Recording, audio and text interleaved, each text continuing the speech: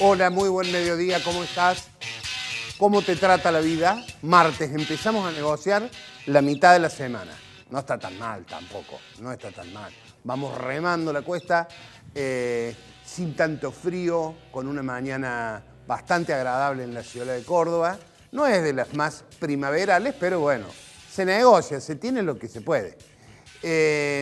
Ecos de la visita del presidente Macri a esta capital.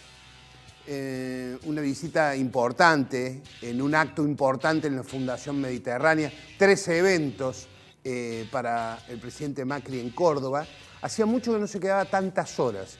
Visita número 13 desde que asumió, visita número 3 en lo que va del año. Una visita de varias horas, llegó la noche anterior, a la madrugada, durmió.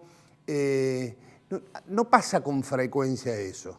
El presidente vino a buscar votos, vino a buscar respaldo a un lugar que le es fiel, a un lugar a un auditorio que le responde, que lo aplaude y que lo apoya. El auditorio de los empresarios, el auditorio de los emprendedores. Es un lugar donde Macri se siente muy cómodo y va a escuchar y va a escuchar muchos aplausos y va a haber muchas sonrisas cuando llegue. Con los cordobeses se advirtió una tirantez con Schiaretti. Pero yo ahí tengo una duda sobre el tema de las Fuerzas Armadas y demás. Hay una rispidez, hay una tensión sobre el tema de las obras y el atraso en que manda el dinero para hacer la obra pública y sobre todo con el rol de las Fuerzas Armadas. ¿Qué pasa con Schiaretti? En público por ahí hay desencuentros, en privado no tanto. Hicieron un viaje en helicóptero, un traslado, estuvieron Macri, Schiaretti y el diputado Mario Negri, que cada vez tiene un rol más fundamental en la presencia de Córdoba en la Casa Rosada.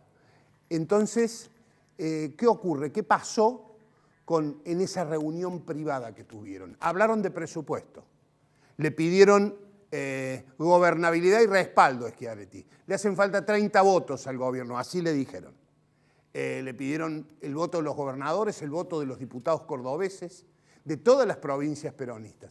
Fue un diálogo muy amable, muy de negociar, muy de consensuar. Luego, en público, se raspan, como se dice en el fútbol. Hay que ver qué hay detrás de cada cosa. ¿Hay una foto, hay una puesta en escena o hay realmente un acuerdo de gobernabilidad que no se quiere evidenciar tan públicamente o públicamente por el momento? Bueno, eso es lo que pasó. De algunas de las cosas que pasaron después de la visita del presidente Mauricio Macri a Córdoba, que sabe Macri que le ha ido mal en el país en los últimos tiempos, inclusive en Córdoba, y empieza a preparar el terreno para volver a intentar ser lo que fue. Habla de un mundo de la felicidad, decíamos recién con Carolina que cubrió el evento. Hay que ver si a la gente le alcanza con la palabra.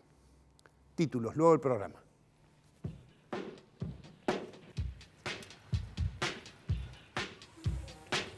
Lo que dejó el presidente.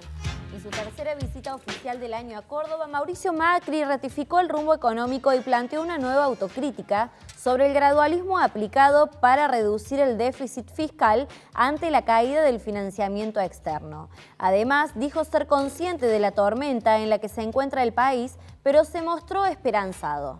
Seguimos repasando más títulos a las 12:06.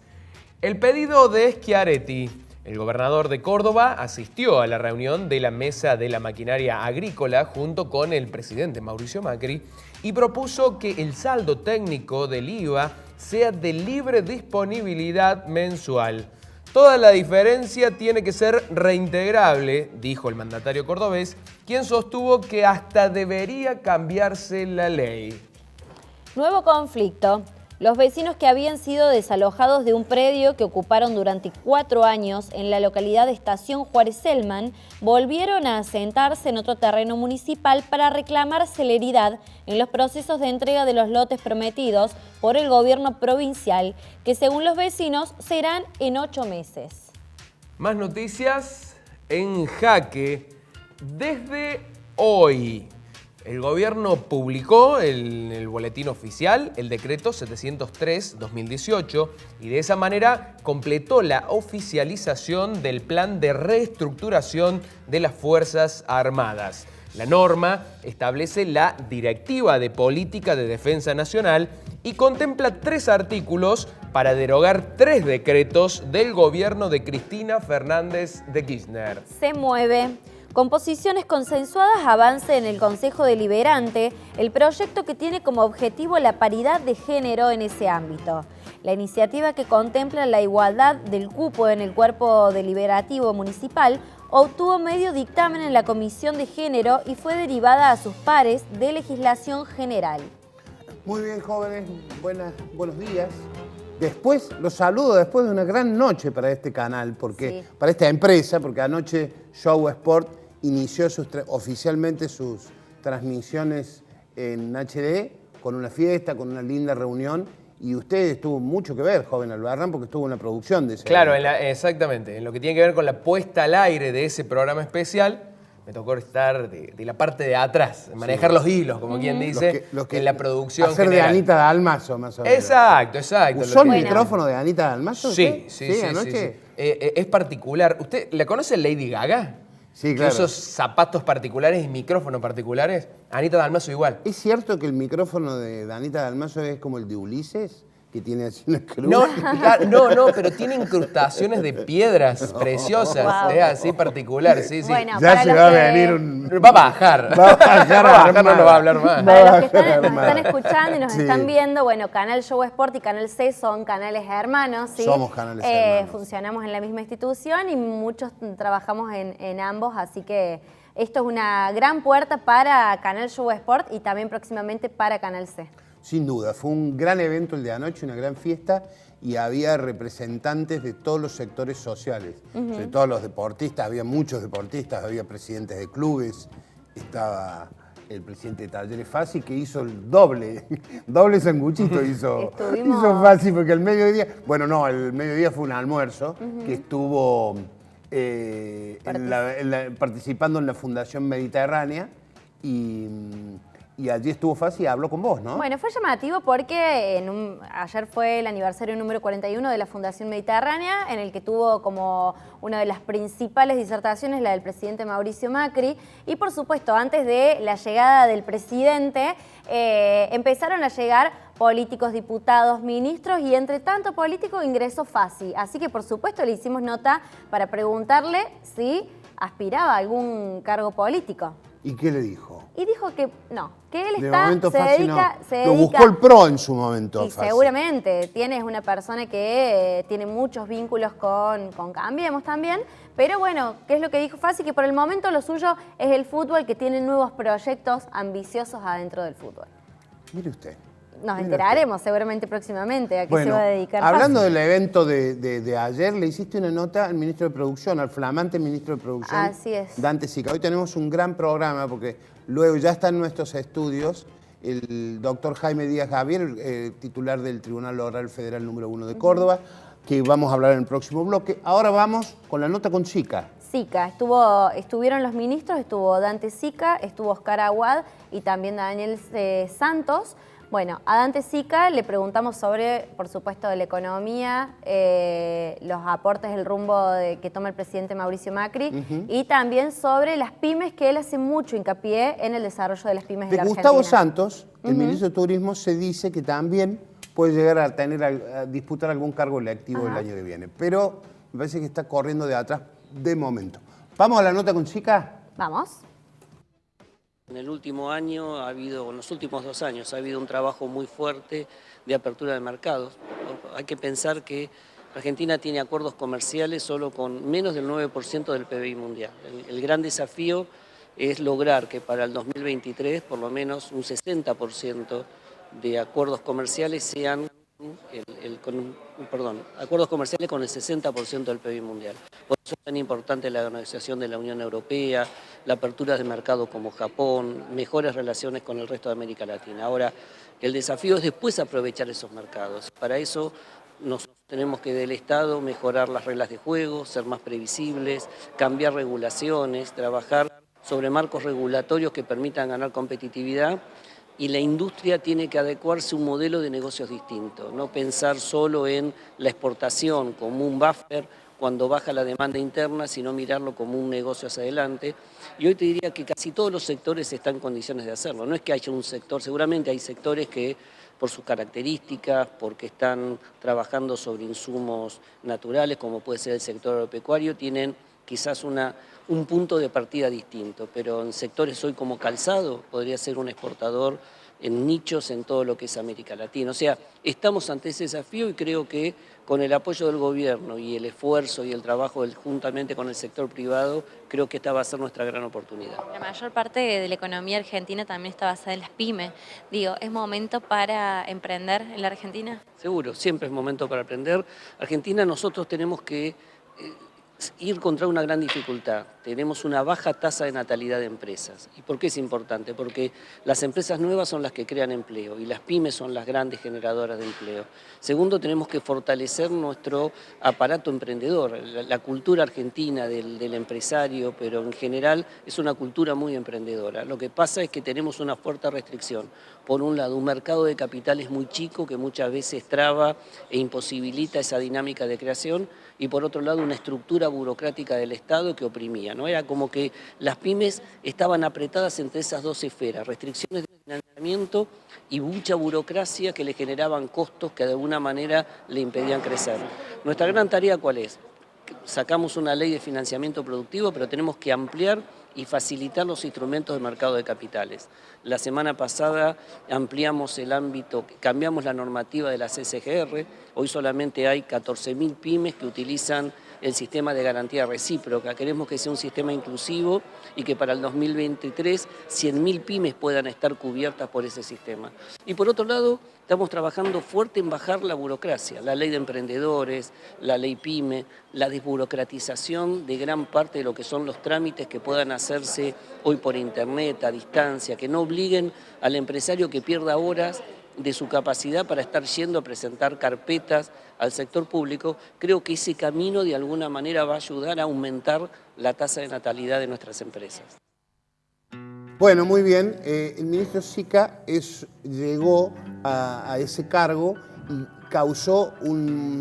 tuvo un muy buen impacto y una muy buena respuesta de parte de los empresarios pymes, especialmente porque consideran que es un hombre que interpreta con especial calidez al sector. Y las pymes, recordemos, en este contexto del país, de esta crisis que atraviesa el país, están muy golpeadas. Y sin duda la base es la reforma laboral también, por eso habla de que bueno, el contexto que ahora da este gobierno hace que las pymes puedan crecer y apostar a seguir emprendiendo. Usted fue con un camión de mudanza porque llegó los banners, el banner de Canal C, estaba el banner de Jaque a la Noticia, todo. llegó todo. Y sí, cada vez somos una mudanza, cada vez que vamos a algún lado, cámara, banner, todo sí, movemos. todo, bueno, gente. Nos trasladamos todo. allá en un pequeño estudio. Me parece fantástico. Bueno, nos vamos a la primera pausa y a la vuelta dialogamos con el magistrado federal Díaz Gavé.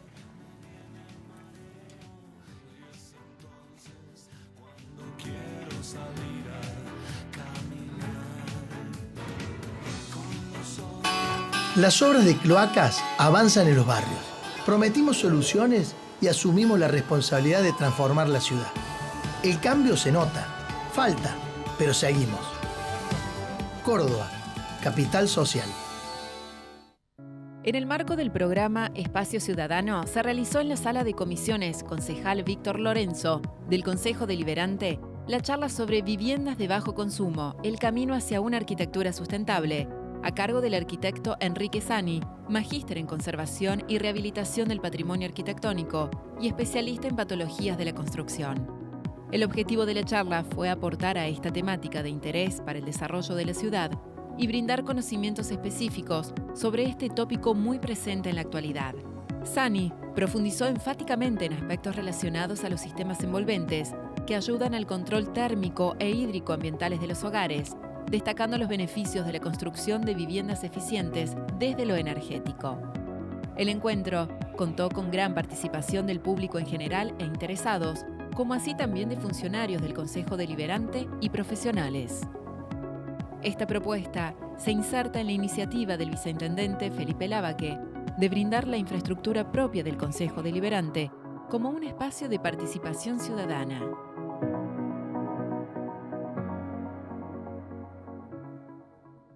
Si tenés problemas con asuntos sociales, de salud, medio ambiente, servicios públicos domiciliarios, vialidad o dificultades vinculadas a otros organismos e instituciones, podés consultar con el Defensor del Pueblo de la provincia de Córdoba, llamando al 0800-777-0337 o dirigirte a Dianfunes 352 de la ciudad de Córdoba. Defensor del Pueblo de la provincia de Córdoba. Defendemos tus derechos. www.canalc.com.ar. Vos, tu ciudad, tu provincia y el país. Todo el día, todos los días. Ahora también en la web www.canalc.com.ar.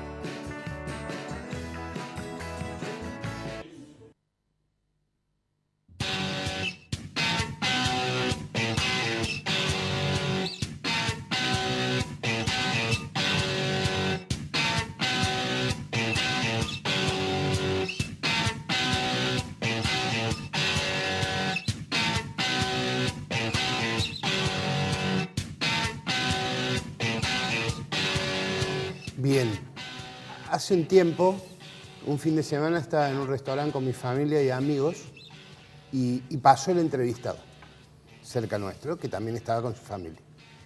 Y saludó porque es una persona muy amable y muy educada y siguió a su mesa.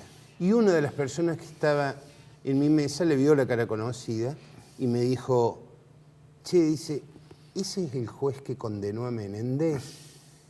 Efectivamente, es el juez que condenó a Menéndez. Está con nosotros, tenemos el placer de tenerlo en esta mesa y le agradecemos la visita al doctor Jaime Díaz Gavier. Hola, doctor ¿Qué Díaz tal, Gavier? Eduardo? ¿Cómo le va? Placer, Con mucho gusto. Para mí también es un gusto venir a su mesa. Bueno, ¿hubo un antes y un después en su carrera después de los juicios por los derechos humanos? Sí, indudablemente, en un doble sentido, en cuanto al nivel de exposición pública, le diría, y conocimiento público, sí, claramente, porque fueron episodios, todos estos juicios, de mucha trascendencia mediática, social y periodística, de manera tal que sí hubo indudablemente un cambio. También hubo un cambio de alguna manera en mí mismo, ¿no? Fue un episodio... Fueron episodios y todavía están siendo, porque continuamos con estos juicios, fueron hechos bien conmocionantes en mi vida, porque el juez en definitiva es quien recibe toda la carga de la tensión de episodios tan dramáticos, tan horrendos, que finalmente salieron a la luz pública. Y bueno, quien los recibe es uno se convierte de alguna manera en el recipiendario, digamos, de esas tensiones, de ese dolor, de esas angustias, de manera tal que, bueno, yo creo que esas cosas inciden, por supuesto, en el espíritu. ¿Este gobierno no le puso freno a ese tipo de investigación? No, yo no le diría que le puso freno, pero me parece que claramente le quitó entusiasmo, digamos, ¿no? Me parece que hay un matiz diferencial. No le he puesto formalmente freno, se siguen haciendo los juicios, pero ciertamente me parece claro que la realización no solo de los juicios, sino en general, le diría, la política de derechos humanos como política de Estado, me parece que claramente ha ocupado un grado, una jerarquía de alguna manera inferior, ¿no? Sí, me parece. Hoy, ¿cuál es el narcotráfico es una de las principales preocupaciones, una de las principales, temas para seguir y para trabajar en la justicia federal? Sí, es un tema muy grave, por cierto, la la cuestión del narcotráfico, sinceramente no me parece que la Argentina sea de los países que más sufren este flagelo, que es un flagelo y desde luego es muy grave. Pero no me parece que sea un aspecto de tal profundidad o gravedad como para motivar incluso algunas medidas de gobierno que se han adoptado últimamente, que en mi opinión no se justifican por este solo hecho, ¿no? Me parece que... ¿Usted habla del nuevo rol de las Fuerzas Armadas? Sí, concretamente. Eduardo, a mí me parece, no sé si es de interés que le dé mi opinión sobre eso. Por supuesto, claro que sí. Pero, era una de las preguntas. Bueno, a mí me parece que más allá de una cuestión técnica de si lo que se modifica es un decreto, se modifican las leyes y por lo tanto el presidente de la República puede modificar un decreto, que es verdad, puede hacerlo.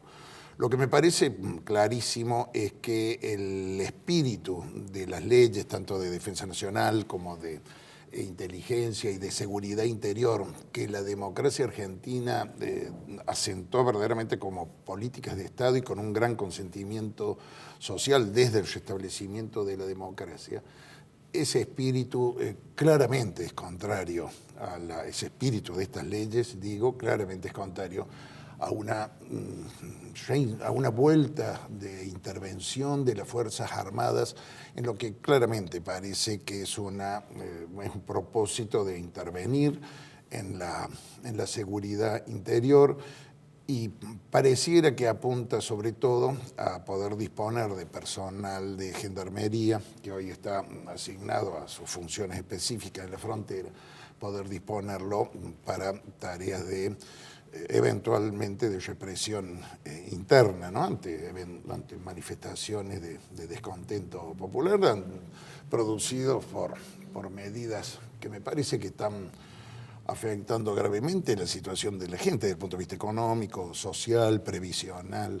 Entonces, es como que se ha introducido un tema que en realidad no tiene ningún sentido, no era un reclamo social, no era una preocupación de la gente con el argumento de combatir el narcotráfico o el terrorismo. La Argentina no es un escenario de terrorismo internacional. De hecho, ocurrieron algunos episodios gravísimos. Claro, lo de AMIA, pero me parece que tenían vinculación con otra cosa. Con otras cosas y con otras políticas y con otros errores cometidos por el gobierno de la época. Pero me parece que son argumentos insuficientes para volver a introducir a las Fuerzas Armadas en una temática tan compleja y sobre todo tan sensible para el cuerpo social argentino como es esto de volver a intervenir en cuestiones de seguridad interna, ¿no? Cuando el doctor habla de los ataques que sufrieron, se refiere, le explico a la audiencia, a los atentados contra la AMIA y contra la Embajada de Israel ocurridos durante el gobierno de Carlos Menem. Bueno, otro de los temas que se habla es de que están siempre latentes en la justicia federal es la puja interna que existe. ¿Por qué esa puja interna en la justicia federal? Si es que usted está de acuerdo con que haya una puja. No, yo le diría, yo creo que, digamos, en este momento, puedo decirle que me parece que hay esa puja que en algunos momentos ha existido más exaltadamente, en este momento le diría que está bastante, en términos generales, bastante relajada, bastante acallada. La justicia federal es un ámbito de poder, indudablemente, y como en todo ámbito de poder hay disputas de preeminencias, digamos, en ese sentido, por la temática que nosotros juzgamos, digamos, sobre la que nosotros trabajamos, que tiene tanta significación para el conjunto de la sociedad. Efectivamente, la cuestión de las drogas, las cuestiones de delitos financieros, penales tributarios, la trata de personas, son competencias que no son propias y por lo tanto le dan a la justicia federal una cierta preeminencia en la consideración social y esto motiva a veces digamos en algunos por razones menores, si se quiere, de figuración o motivan a lo mejor algún tipo de disputa, pero en términos generales tratamos de cumplir con nuestro deber, al menos yo trato de hacerlo, ajustándome realmente a las necesidades de la sociedad y desde luego con la aplicación de la ley, que es deber como jueces, ¿no? Vamos a escuchar a las preguntas de mis compañeros de la mesa. ¿Qué tal, doctor? ¿Cómo le va? ¿Qué tal? ¿Cómo le va? En estos últimos 5 o 10 años se ha visto, yo veo particularmente en relación a otros años, más revolución en cuanto a cambiar normas, modificaciones esenciales, digo, el Código Civil, reformas de leyes específicas, por ejemplo, reforma previsional, se habla de reforma laboral e inclusive también reformas en el Código Penal. Ahora se está hablando de esta situación. Le pregunto su opinión específicamente. ¿Es necesaria la reforma de este Código de Fondo, del Código Penal? ¿Reformar también leyes procesales, el Código Procesal de la Nación? Sí, absolutamente.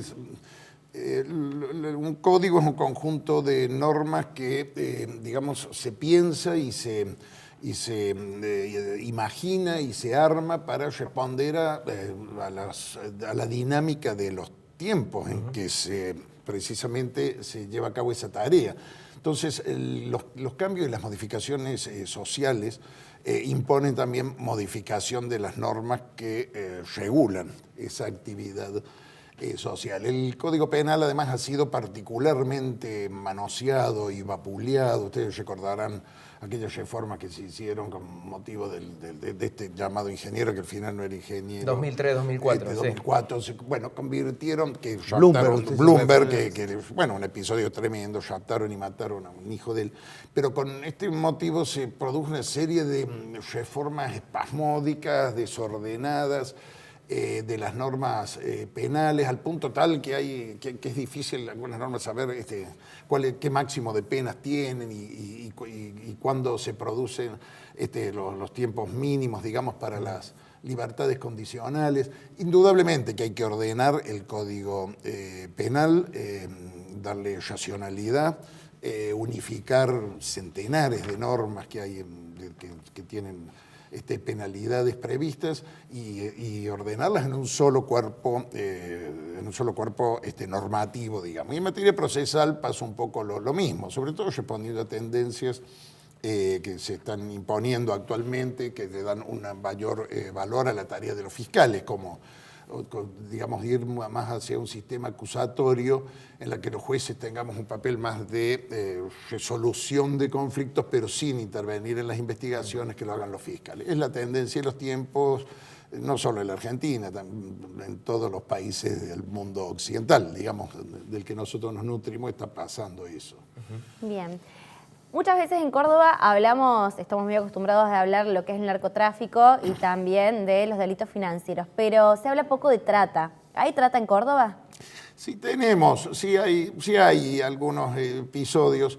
Es un tema, sí lo hay, desde luego, y es un tema muy sensible y que hay que tratar con mucho cuidado. Me parece que falta, de alguna manera, una legislación, no solo una legislación, sino una consideración de índole política, digamos, para tratar el tema. Cuando se cerraron, por ejemplo, todos estos casas de que había en las rutas, de donde había mujeres alternadoras, como se les llamaba. Bueno, se cerraron esas casitas, apagaron las lucecitas rojas, pero se trasladaron a una casa de la otra cuadra sin luz, pero en definitiva sigue funcionando lo mismo. Me parece que hace falta esencialmente una política social del Estado que se está tratando de hacer. Me parece que actualmente hay una tarea en ese sentido de asistencia a víctimas de este delito que han mejorado sustantivamente la situación, pero es un tema en el que hay que insistir y hay que seguir trabajando mucho más allá de la cuestión penal, digamos, ¿no? Es atender primero a las víctimas, después atender o condenar a quienes las llevan a ese estado, desde luego. Doctor, en algún momento, hace algunos años, no muchos, concretamente en la elección anterior, se dijo que usted podría pasar a la política. ¿Sigue teniendo algún interés o siguen ofreciéndole pasarse a la actividad política? Yo, Eduardo, yo hice política muchos años en mi vida, claro, de mi juventud, digamos, y hasta que fui designado juez, tuve una militancia activa en política. Hace 25 años que soy juez y por lo tanto hace 25 años que he dejado de hacer eso. Como política partidaria. Me gusta la política, tengo opinión, a veces las expongo, no sé si con mucha discreción, pero digo lo que pienso. Pero en todo caso, sinceramente le digo, en este momento estoy abocado absolutamente a mi función jurisdiccional, digamos, sin que por esto renuncie o haya dejado de interesarme lo que siempre me gustó. No sé, ya tengo una edad en la que podría eventualmente jubilarme y a lo mejor volver a despuntar el vicio, pero la verdad que no es una cosa que tenga por el momento pensado ni decidido, muchísimo menos, ¿no? ¿No tiene pensado jubilarse todavía? No, por el momento no. Por el momento no. Tengo, de acuerdo a la Constitución, podemos ser jueces hasta los 75 años y a mí me faltan un montón de años. No tantos, pero varios. Claro, está bien, le faltan me faltan varios, le aseguro. Bueno, ¿está conforme con el Poder Judicial en todo el país? No, de ninguna manera. A mí me parece que el Poder Judicial lamentablemente es un proceso que ha llevado mucho tiempo, se ha venido politizando mucho, pero sinceramente creo que en estos últimos tiempos, en estos últimos años, hay sectores del Poder Judicial que han tomado una participación, yo le diría una actuación judicial, pero con un sentido político que termina por momentos confundiéndose con una especie de blindaje judicial también, ¿no?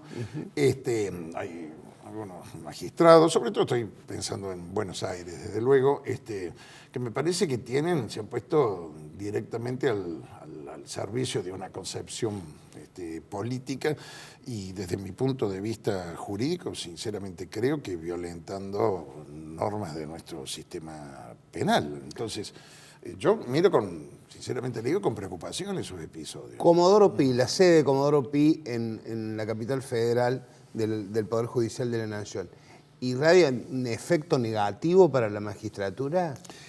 Sí, fíjese, sí, claramente sí, porque claro, están en los jueces federales, que son 12, que están en Comodoro Pi, son los que intervienen en la capital federal, precisamente en todas las denuncias que hay por distintos temas, pero básicamente con el tema de la corrupción de funcionarios, tanto de gobiernos anteriores como del gobierno actual. Y fíjese qué curioso, en el proyecto de ley que el presidente Macri presentó públicamente como un propósito del gobierno de desdoblar juzgados federales en todo el país, asignándole competencias específicas, lo cual está muy bien, porque un juez federal no puede entender materia civil, penal, laboral, administrativa. Está muy bien, pero mire qué curioso, los únicos 12 juzgados federales que no se han tocado en el país son los 12 jueces federales de Comodoro Pi. ¿Los que pueden ser más funcionales acá al gobierno de turno? Pueden ser funcionales o han dicho no me toquen mi poder porque puedo mover causas. No sé, yo la verdad estoy hablando en esto como un ciudadano más, pero me parece verdaderamente significativo y peligroso que, por ejemplo, los únicos juzgados que no se tocan sean los de Comodoro Pi. Doctor Díaz Gavia, un placer haberlo tenido en este programa. Muchísimo gusto y muchas gracias por su invitación. No, por favor. Nos vamos a una pausa. A la vuelta vamos a hablar con Miguel Ángel Toma, es jefe de la CIDE.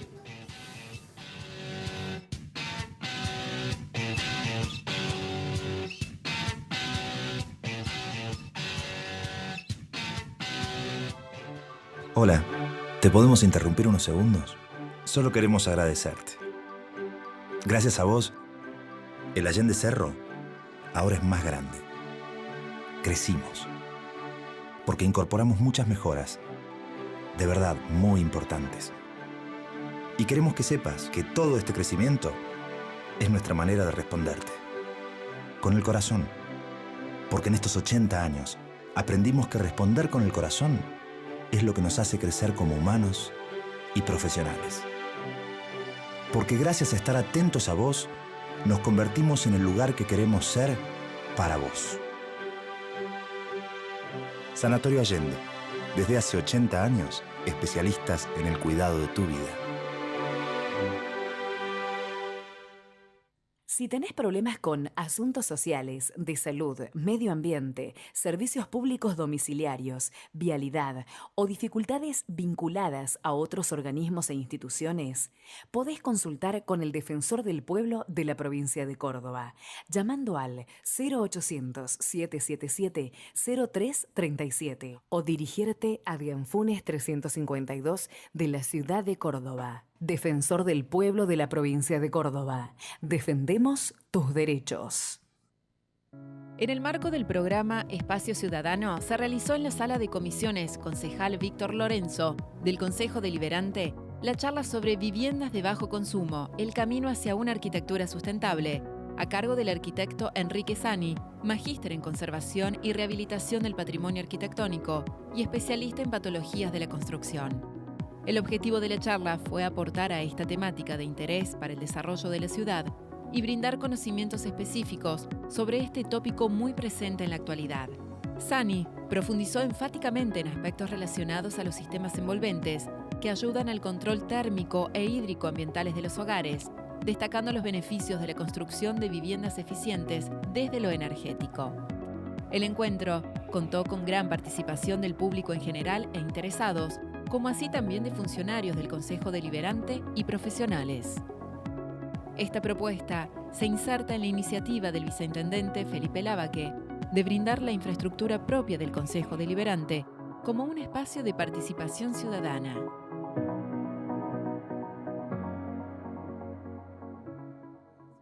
www.canalc.com.ar. Vos, tu ciudad, tu provincia y el país. Todo el día, todos los días. Ahora también en la web www.canalc.com.ar.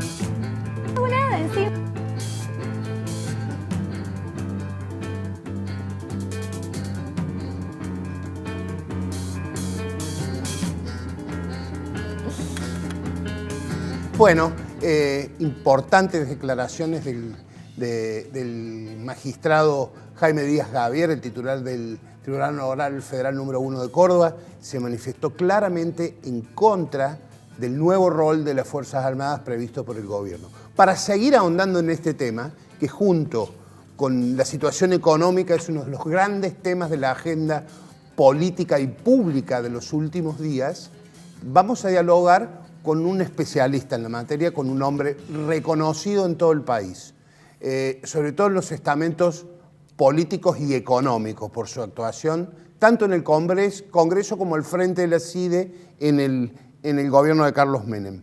Estamos con Miguel Ángel Toma al habla. ¿Cómo le va, Miguel Ángel? Soy Eduardo Bocco. ¿Cómo está usted? Buen día, Eduardo. ¿Cómo le va? Muy bien. Doctor Toma, la situación del nuevo rol de las Fuerzas Armadas previsto por este gobierno ha generado un cimbronazo en lo político. Ayer estuvo el presidente Macri en esta ciudad y dijo que de algún modo esto que hizo él también lo habían planificado y también les estaba previsto que lo hicieran los candidatos opositores, se refería a Scioli y a Massa. ¿Qué opina usted de este proyecto? El proyecto, en definitiva, lo único que conocemos hasta ahora es un decreto. El decreto 683 del presidente Macri, que básicamente lo que hace es anular el decreto 727 del año 2006 de Néstor Kirchner. ¿Qué decía el decreto de Kirchner, que ha sido anulado? Restringía lo que señalaba la Ley de Defensa Nacional del año 88 y votada por un altísimo consenso, en el sentido de restringir el accionar de las Fuerzas Armadas solo a responder a agresiones externas de naturaleza provenientes de un tercer Estado y a través de su ejército convencional. La Ley de Defensa no decía eso, decía que las Fuerzas Armadas están para defendernos de agresiones externas, no tan restrictivas como el decreto señalaba. Bueno, lo que ha hecho el presidente actualmente es derogar ese decreto y habilitar un debate acerca de la necesidad de redefinir el rol de las Fuerzas Armadas. Porque las Fuerzas Armadas que tenemos hoy, como sobre las que legislamos allá en 1988, ya ni la realidad, ni las amenazas, ni la situación internacional es igual, y por lo tanto es necesario adecuar el instrumento militar de la defensa a esa nueva realidad. En definitiva, es esto lo único que hace el decreto de Mauricio Macri. Claro. ¿Usted cree que los integrantes de las Fuerzas Armadas pueden trabajar para combatir y para defender la seguridad interior? A ver, las Fuerzas Armadas tienen como rol principal la preservación de nuestra soberanía territorial y el control de los recursos estratégicos y todo lo que hace a la seguridad nacional, no a la seguridad interior, a la seguridad nacional. Por eso son el instrumento militar de la defensa, ¿sí? Ahora bien, cuando hicimos la Ley de Defensa Nacional, estábamos en plena Guerra Fría, te recordarás, en el 88, claro, ¿no? La lucha entre los dos imperios, que era una guerra fría a nivel de las superpotencias, pero era una guerra caliente a nivel de los países marginales, ¿no? Lo que nos costó miles de desaparecidos, muertos, etcétera, en esa guerra sucia que llevaron. Bueno, toda esa realidad ha desaparecido, ya no existe más Guerra Fría, ya no es la lucha interimperial en términos militares la confrontación, en todo caso puede haber competencias o guerras de tipo comercial, pero no tienen un componente militar, gracias a Dios. Ya no existe el riesgo de las Fuerzas Armadas interrumpiendo los procesos institucionales. Ya nadie puede imaginar la posibilidad de un golpe de Estado en la Argentina, el estilo que lo conocimos en otra época. Entonces, ¿qué sentido tiene frente al cambio de paradigma, frente al cambio de realidad externa y a la aparición de nuevas amenazas que afectan nuestra soberanía y que afectan también a las instituciones?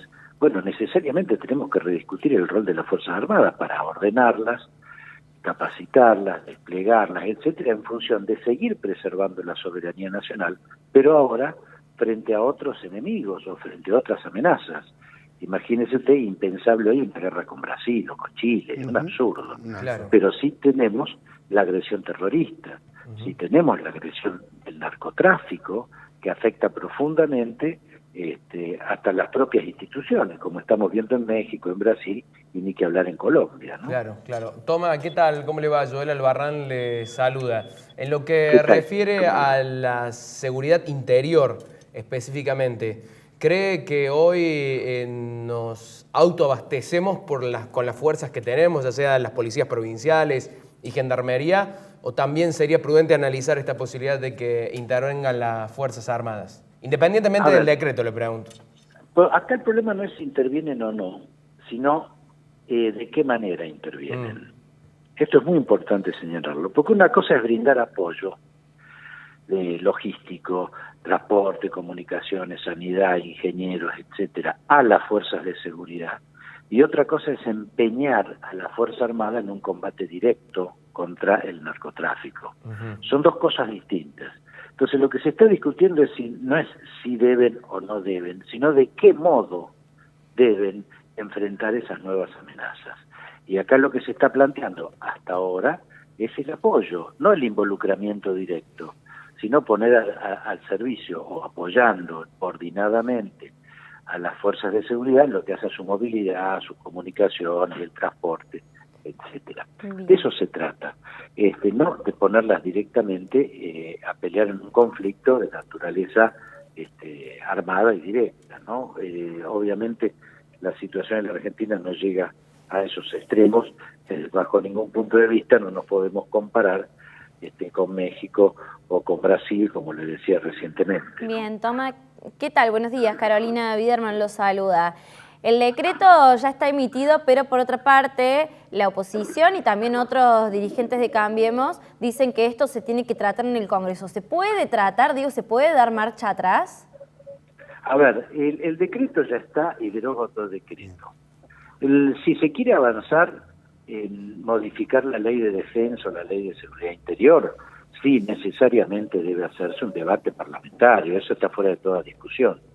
Y si hace un debate parlamentario, como ha planteado, por ejemplo, el Frente Renovador de Sergio Massa, avanzar mucho más en el empeñamiento de las Fuerzas Armadas que en un simple apoyo a las operaciones de seguridad interior, necesariamente sí tiene que verse todo eso en un debate parlamentario, lo cual me parece muy saludable, porque usted piensa que la ley de defensa del 88, la ley de seguridad interior del 92, la ley de reestructuración de las Fuerzas Armadas del año 98 o la ley de inteligencia del año 2001, todos esos instrumentos fueron hechos por consenso y luego de un amplio debate parlamentario. Así que yo soy el primero en defender la idea de un debate parlamentario cuando se trate de modificar o de adecuar alguna de esas leyes. Miguel, vamos a dejar de lado este tema y le voy a poner algo que ustedes tienen alta experiencia. 2019, ¿qué debe hacer el peronismo? ¿Es con Cristina, sin Cristina, con los gobernadores, con un dirigente diferente, con una nueva cara? ¿Qué debe hacer el peronismo para volver al poder? A ver, el peronismo, hoy en la Argentina tiene tres grandes espacios, ¿no?, políticos. El kirchnerismo en un extremo, en el otro extremo Cambiemos, que es la alianza del PRO, la coalición cívica y la Unión Cívica Radical, y en el medio una amplia franja que es el peronismo, un partido del centro del dispositivo político, que necesariamente tiene que recorrer un proceso de selección de sus candidatos. En este espacio participan gobernadores, dirigentes del sector parlamentario, casos como Pichetto, como Sergio Massa, como Urtubey, gobernador, digamos, todos hombres y mujeres que tienen claramente diferenciado que el kirchnerismo no es peronismo, ha constituido Unidad Ciudadana, ha nucleado básicamente sectores de la izquierda obsoleta, ya rancia de la Argentina, el viejo PC, ¿no?, a través de Heller o de Sabatella. Bueno, eso no tiene nada que ver con el peronismo. Y sobre la cámpora, se apoya Cristina Fernández, lo cual tiene todo el derecho del mundo a hacerlo, pero también el peronismo tiene el derecho y la obligación de presentarse frente a la sociedad como es, una estructura política que rechaza la corrupción, que sostiene las instituciones democráticas y republicanas, que está en contra de toda forma de autoritarismo, en fin, todo lo distinto a lo que el kirchnerismo es y ha hecho desde el gobierno. Muy bien. Toma, le agradecemos muchísimo el contacto con este programa. Que tenga usted un gran mediodía. Bueno, muchísimas gracias y a ustedes. Bueno, una figura importante del peronismo, un hombre que ha tenido larga experiencia como diputado nacional del PJ, se hizo, digamos, conocido, entre comillas, durante el menemismo, un dirigente importante que ha vuelto ahora a los primeros planos, sobre todo, no sé si han seguido ustedes los programas de política de la capital federal en las últimas 2 semanas, y con este tema de las Fuerzas Armadas ha tomado vuelo y ha tenido, su opinión es siempre valorada. Sí. Es un hombre que fue jefe de la CIDE durante el gobierno de Menem y es un hombre experto en el tema. Lo que, como se ve, no está en contra del gobierno de Macri. Me parece que admite y reconoce el cambio, pero lo que está pidiendo es debate parlamentario para esa cuestión, ¿no? No, y esto también aclarar que no hay marcha atrás. O sea, el decreto está firmado y está presente. Bueno, se puede debatir, se puede llevar esto al plano del Congreso para modificar la ley en general. Bueno, usted ha estado esta mañana cambiando violentamente de tema, ha estado esta mañana en Malvinas, en Juárez Celman. En Juárez Celman estuvimos, cubriendo la situación de estos vecinos que habían tomado terrenos privados, fueron desalojados el 1 de mayo y ahora están ocupando terrenos municipales. Estamos, bueno, justamente en contacto con Miriam Prunoto, la intendente de esa localidad, y le queremos preguntar básicamente cómo pasó lo que pasó, porque teóricamente se había arribado a un acuerdo y aparentemente ahora la cuestión no está tan tranquila que digamos. ¿Cómo le va a Miriam Prunoto, intendenta? ¿Cómo está? Buenos días, bien, acá desde ayer abocaba con este tema, cuando el día viernes se había llegado a un acuerdo con el Ministerio de Desarrollo Social, donde estas 33 familias aceptaban la propuesta hecha por el Ministerio, y bueno, y ayer a la mañana nos desayunamos con que estaban tomando el lote municipal, que si bien no está alambrado, está dentro de un predio donde tenemos el Consejo Deliberante, el gimnasio, el centro diagnóstico, y no está alambrado justamente porque lo tenemos abierto para estacionamiento, ya que además de las actividades municipales, también lo usa la escuela primaria y jardín de infantes, tanto los papás como las maestras. ¿Qué tamaño tiene el predio, Miriam? No es muy grande, serán unos 800 metros, entre 700 y 800 metros cuadrados. ¿Y cuántas personas hay, más o menos, más allá de la cantidad de familias? Y el predio está colindante a la capilla, o sea que no es que han dejado la capilla para irse al lugar, sino que han agrandado la toma esta que tenían de ahí de la capilla, lo han agrandado al predio diciendo que no pueden estar todos dentro de la capilla y que por eso tienen que armar carpas y casillas fuera de la capilla también. Claro. Miriam, ¿qué tal? ¿Cómo le va? Joel Albarrán le saluda. Desde el municipio, ¿qué han hecho en particular? Digo, han pedido que se retiren, han hecho la denuncia formal al Poder Judicial para que tome intervención sobre esta situación. ¿Cuáles son los pasos a seguir también?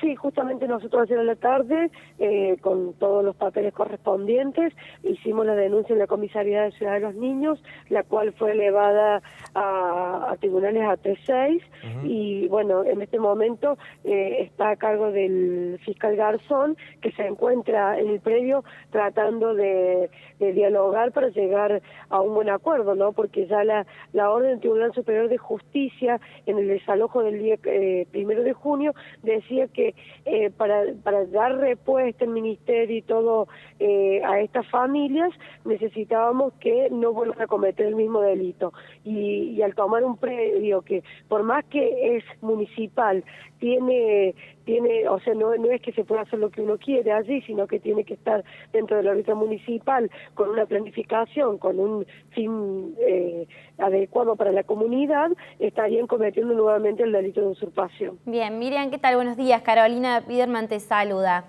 ¿Cómo estás, Carolina? Muy bien. Esta gente dice que han sido alojados en, digamos, el cura de Juárez Selman les ha dado asilo adentro de la capilla, pero no hay división entre la capilla y el terreno municipal. Digo, ¿en algún momento pensaron que podían llegar a tomar ese predio también?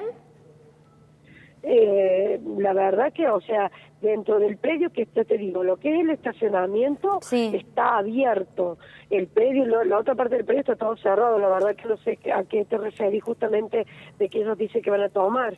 Claro, ellos están en este momento en la capilla. De la capilla al predio donde están está colindante. Sí, bueno, ese predio ya está tomado. Claro, ese es el que tomaron ese ayer. es el que tomaron ayer. Y la respuesta de la provincia es, digamos, otorgar estos lotes dentro de 8 meses. Digo, en estos 8 meses, no, digamos, se previó que podía llegar a pasar con esta gente, a dónde iban a parar hasta que se regularice la situación, desde que los desalojaron en mayo. Además de ofrecerle estas tierras, el Ministerio desde el primer momento, antes de la desocupación del lanzamiento del predio privado, les había ofrecido, ya sea alquiler, algún tipo de albergue, o como muchos pasó, que volvieron a donde estaban morando permanentemente. Claro. O sea que no, nada más que ellos no quisieron aceptar las propuestas que le trajo el Ministerio hasta encontrar la solución definitiva, que serían estos predios. Claro. O sea que hubo ofertas y propuestas, pero bueno, ellos lo rechazaron porque ellos querían dentro de la localidad, y cuando, bueno, algunos que se han dado cuenta que no pueden dentro de la localidad, han aceptado estas tierras de San Javier, que fue el viernes pasado. Claro. Se entiende. Bueno, Miriam Prunoto, le agradecemos mucho el contacto, que tenga un buen mediodía y ojalá se solucione todo pronto. Y ojalá que sí, para el bien de toda la comunidad de Estación Juan y Selva. Muchas gracias por el llamado. Por favor. Bueno, un problema que no tiene soluciones, ¿no? Porque se corrieron. Exactamente, el cura de Juárez Selman les dijo, bueno, los que no tengan a dónde ir, abrió la capilla para que vayan, pero ahí no están las 40 familias, digo, las 40 familias no están ocupando estos terrenos. Claro. Entonces, bueno, ellos lo que quieren es vivir en Juárez Selman. Claro. Ahí está Yo le pregunté porque la respuesta se le ha dado desde el número de gobierno. personas más que de familias, ¿saben por qué? Porque generalmente como son familias que tienen más de 4 integrantes, son familias numerosas que normalmente son más de la familia tipo. Por eso quería saber cuántas personas estaban viviendo, primero en la capilla y después en esta extensión que han puesto carpas ahí. Claro, carpas, tienen baños químicos también en el lugar, pero digo, se ha dado una respuesta y se han dado alternativas. Hay también como una puja de parte de la gente que está en este lugar que ha aceptado, pero por otro lado vuelve a tomar las tierras y es clave lo que dijo Miriam, que ellos se les otorgaban las nuevas tierras siempre y cuando no vuelvan a delinquir y en este caso de nuevo se ha realizado el Hay que tener cuidado con la evolución del tema porque seguramente si está el fiscal Garzón ahí es posible que tome alguna medida resolutiva pronto. Gente, se nos fue el programa. Sí, hoy hicimos realmente un gran programa con declaraciones importantes de tanto del juez Díaz Gavier como de Miguel Ángel Toma, y así también Prunoto, y la nota de San Dante Sica. Programón, espero anotarlo en algún concurso. Seguro que sí. Gente, un placer. Un gusto, Boco. Nos reencontramos mañana. Fuerte abrazo.